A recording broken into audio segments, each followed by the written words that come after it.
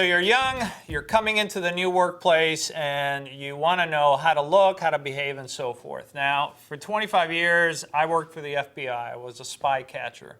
And the one thing that I focused my attention on during that time was the study of nonverbal behavior. And what I want to do today is share with you what I've learned about nonverbal behavior to prepare you for that first job, for that first interview, for that first day at work. And you're going to find in this material that it's all about the nonverbals. It's all about how you present. It's all about how you're perceived on that very first day. For those of you who are approaching the marketplace for the first time, maybe you're fresh out of college or you're fresh out of high school, you're starting in a new job, and you're telling yourself, well, you know, how is it that I should be seen? Or how do I go to that job? Or how should I arrive? What should I look like? What are the things that I'm allowed to do and not do? And if you look online, there's all sorts of articles that have been written on this. Years ago, there was a book called Dressing for Success, and there's all sorts of books, including my own, on how to best present yourself for nonverbal behavior. Well, if you've come to iAmplified for the solution, I'm going to give you what I think are some of the best tactics and some of the best thinking that's out there on the nonverbals for those of you who are entering the workplace. Number one is this. You need to know and understand that how you appear is important. Now, I know that a lot of young people have been told, well, it really shouldn't matter, but the fact of the matter is that it does. You want to go to your job prepared, and you say, you mean educated? And no, educated is different than prepared. Prepared means that you're going to go and apply for a job. That means you have to know a little bit about that job. Now we have the internet. So we do a little research and we find out, well, what's this company about? What are their benefits? What is their mission statement? Most companies now have a mission statement. How does their CEO view this organization? How do they view their employees? Armed with that information, now I go in prepared. And this is something that I often see with young people, that they don't think about this. I remember years ago, we had an applicant in the FBI, and I sat down with this applicant, and I said to the applicant, well, what do you know about the FBI? And she said, well, not very much. And I said, well, have you read the book, this book or that book on the FBI? And her question to me was it out on video? And I said, no, it's not out on video. You're actually going to have to go out and do some research in this area. So as a new employee, as a new hire, you need to think about what is it that you're going to contribute to this organization. And one of the things you're going to contribute is knowing what this organization is about. The second thing is, when you walk through that door on your first day, whether you're applying or it's your first day of employment, is what are they going to see in me? Are they going to see someone who is on time, or am I going to be late? Have I read anything about the organization, or am I going to act like everything is a surprise? How am I going to be dressed? Now, one of the easiest ways to determine how people dress for an organization, what the organizational standard is, what the feel for that organization is, go there when everybody is either coming into work or leaving at the end of the day, and just look and see how they're attired. And if you notice that everybody goes to work and they're wearing jeans and they're wearing t-shirts and so forth, then that may be a suitable attire once you're hired. But it may not be suitable for your first day. Now you say, well, I don't want to overdress. Well, there's overdressing and then there's over the top. And there's never anything wrong with going in, being smartly dressed with a nice jacket, with a collared shirt, and demonstrating that at least you're concerned about your appearance. Now, let me share with you some things that are a little bit unsettling for young people, but it's anchored in the research. And it has to do with current trends in appearance.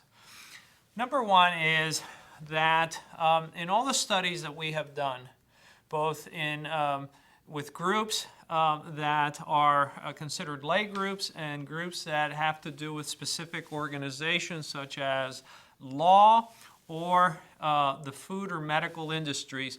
One of the things that we find is that human resource people and those that do hiring have repeatedly told us we don't like new employees to show up when they have a lot of piercings or a lot of tattoos. And in fact, in the food industry and in the medical industry, tattoos and piercings are almost taboo.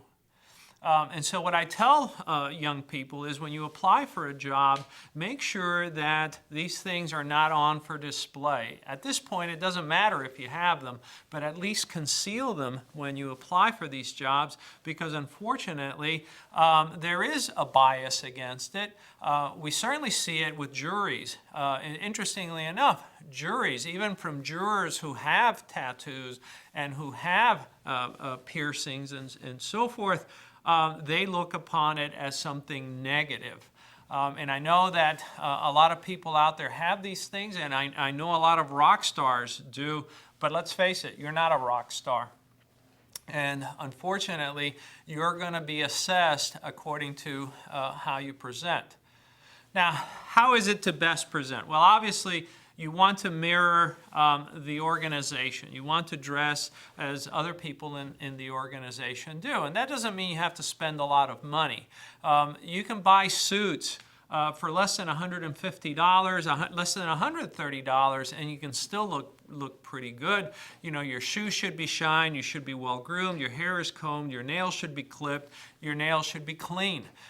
That doesn't seem like a lot, and yet, time after time, I've dealt with a lot of human resource personnel who says, you can't believe what comes in through the door, and we immediately reject it. Why? Because if they don't care enough about themselves, we know that they're not going to care about us.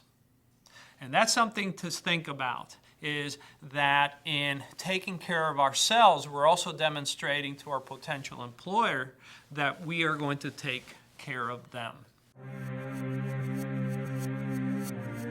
You've taken the time to know a little bit about the organization. You've done a little research. It's the night before. How about just taking a few minutes to answer in your own head a few questions? Simple questions. What if you're asked, what is it that you bring to this job? Why should we hire you over someone else? What are your weaknesses? Now, this is significant. What are you going to answer when they say, what are your weaknesses? And be thinking about how you can best present yourself. And obviously, you want to come across and say, look, I have these weaknesses. I'm working on them, but here are my strengths. And let me emphasize what my strengths are. And this is where the nonverbal behaviors that we're going to be talking about are so significant. Coming across as someone who maybe doesn't know it all, but is willing to learn and is willing to work hard and is going to be diligent about it. And this is very significant for an employer, because if I am going to employ you, who is it that I want to employ? Someone who cares or doesn't care? Someone who's marginal or somebody who has their act together? Somebody who's willing to try or someone who's willing to give up?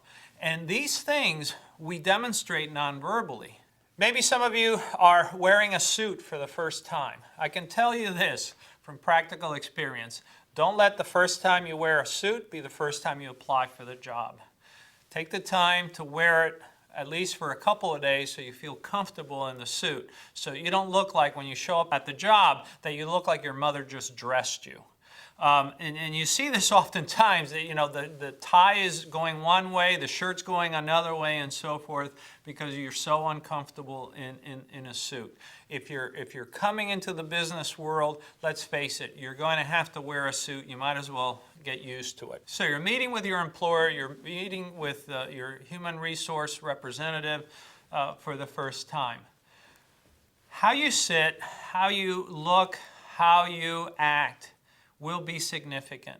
We know from studies that have been done that those that hire us will be making the most important decision about you from your appearance.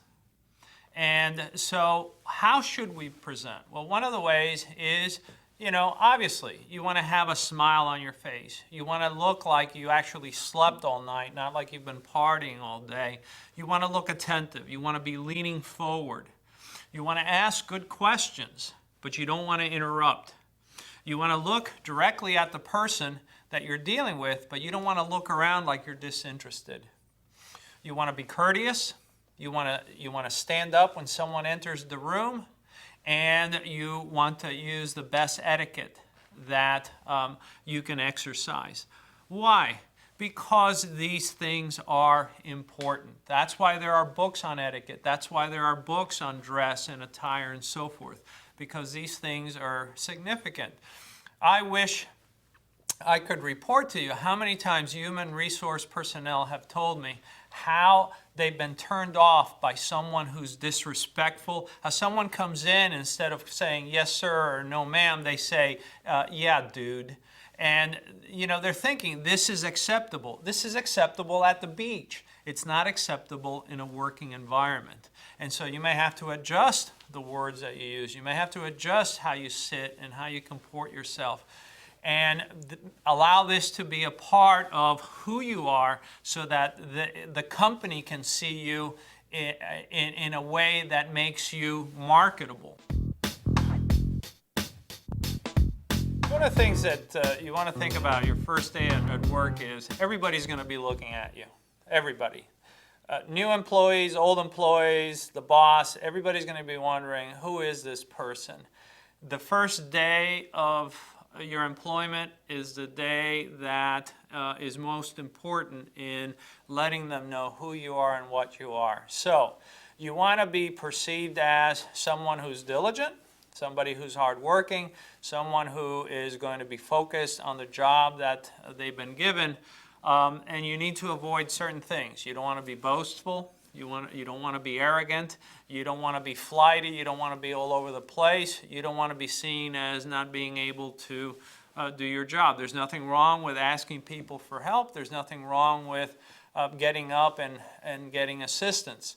But if they see you going back and forth like you don't know what you're doing, you're banging on a Xerox machine, you're picking your nose, picking your ears, plucking things from your face, and you laugh at this, and I wouldn't be mentioning this except we have seen this on the first day. People are going to notice these behaviors. So basically you want to come across as someone who is shy, who doesn't feel very comfortable. You shouldn't be very comfortable because this is your first day, and there's nothing wrong with being nervous and so forth. But at the same time, you want to come across as someone who has great potential, who may be nervous the first day, but is going to be a great employee on down the line.